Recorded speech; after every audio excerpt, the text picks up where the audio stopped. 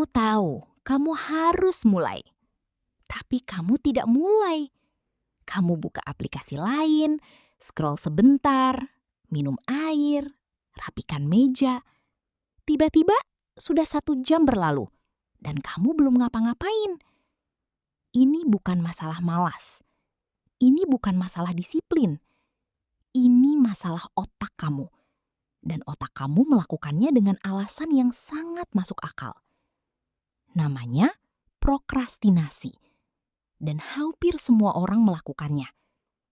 Tapi yang menarik bukan apa itu prokrastinasi, tapi kenapa otak kamu secara aktif memilihnya, bahkan saat kamu tahu akibatnya.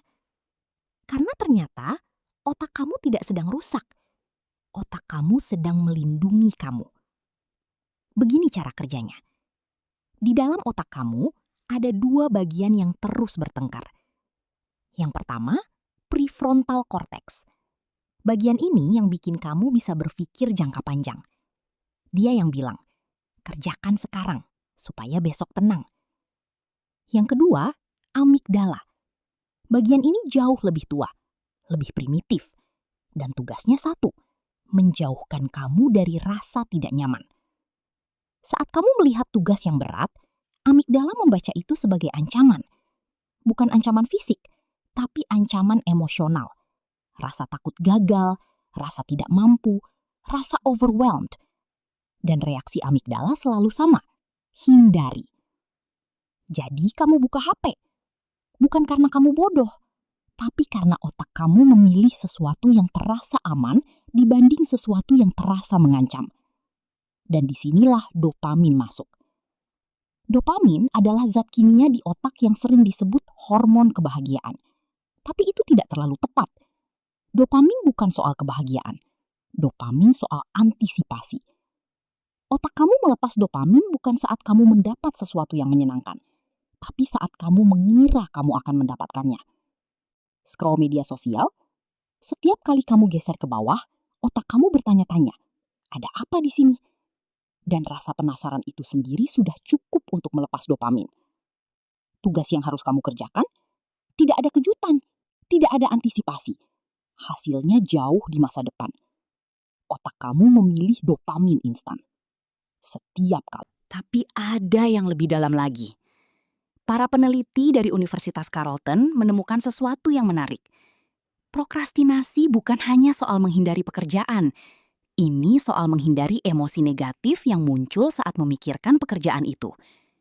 Artinya, bukan tugasnya yang kamu hindari. Kamu menghindari perasaan yang muncul saat kamu memikirkan tugas itu.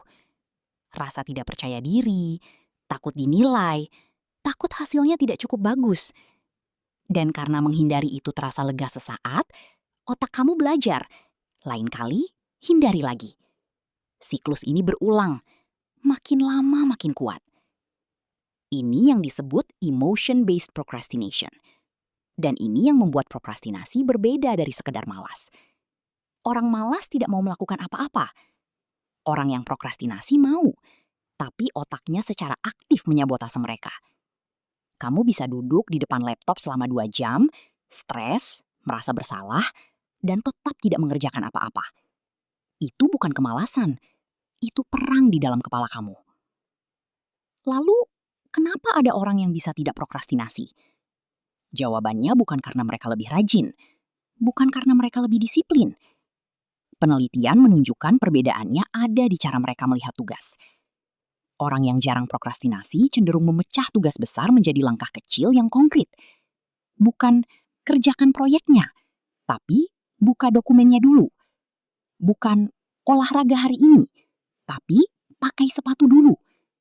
Karena amigdala bereaksi terhadap ancaman yang terasa besar. Kalau tugasnya kecil, ancamannya kecil. Dopamin bisa datang dari langkah kecil yang selesai, bukan dari hasil akhir yang masih jauh. Ada satu teknik yang namanya 2-minute rule. Kalau sebuah tugas bisa dimulai dalam 2 menit, mulai sekarang. Bukan selesai dalam 2 menit, tapi dimulai. Karena hambatan terbesar prokrastinasi bukan di tengah pekerjaan, tapi di awal. Begitu kamu mulai, otak kamu mulai menghasilkan momentum. Prefrontal cortex mengambil alih dari amigdala. Dan tiba-tiba, Melanjutkan terasa jauh lebih mudah dari memulai. Tapi ada satu hal yang perlu kamu ingat. Banyak orang menyalahkan diri sendiri habis-habisan karena prokrastinasi. Aku payah, aku tidak punya disiplin, aku tidak akan berhasil. Dan ternyata, rasa bersalah itu justru memperparah prokrastinasi. Penelitian dari Carleton University menemukan bahwa orang yang memaafkan diri sendiri setelah prokrastinasi justru lebih kecil kemungkinannya untuk prokrastinasi lagi di masa depan. Karena rasa bersalah yang berlarut-larut adalah emosi negatif lain yang ingin dihindari otak kamu. Dan cara otak menghindarinya, prokrastinasi lagi. Jadi, kalau kamu prokrastinasi hari ini, akui, maafkan. Lalu mulai langkah terkecil yang bisa kamu lakukan sekarang. Bukan karena kamu tiba-tiba jadi orang berbeda, tapi karena kamu sudah tahu cara kerja otak kamu. Dan kamu bisa satu langkah lebih cerdas dari instingnya.